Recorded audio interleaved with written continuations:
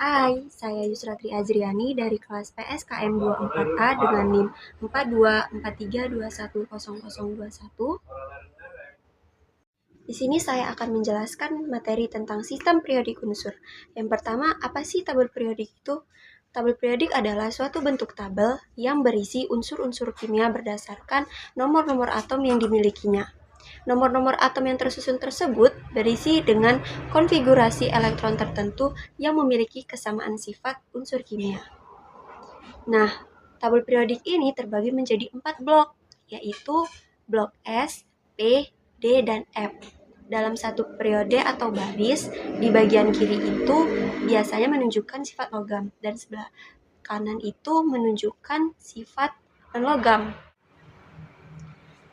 Yang kedua, kita akan membahas tentang klasifikasi tabel periodik. Unsur-unsur kimia itu dapat dikelompokkan berdasarkan sifat fisika dan kimianya masing-masing sesuai dengan gejala yang dialami oleh unsur tersebut. Oleh karena itu, kalian perlu tahu klasifikasi apa saja yang terjadi. Yang pertama, sifat-sifat umum.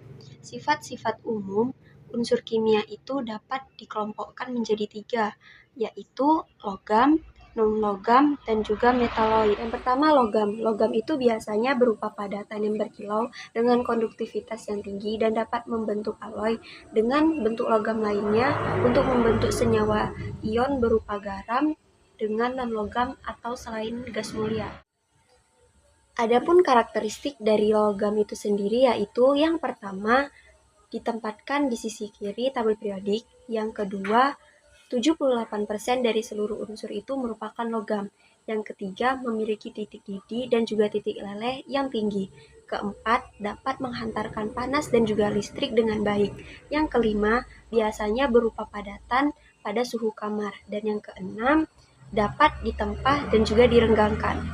Adapun karakteristik dari non-logam ini yaitu yang pertama ditempatkan di sisi kanan tabel periodik, yang kedua berjumlah 22 non-logam, yang ketiga sebagai penghantar panas dan juga listrik yang buruk, yang keempat yaitu memiliki titik leleh dan juga titik didih yang rendah, yang kelima berupa padatan atau gas pada saat suhu kamar. Yang ketiga ada metaloid.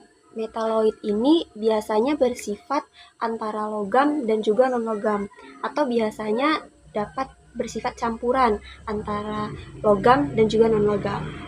Klasifikasi yang kedua yaitu keadaan materi.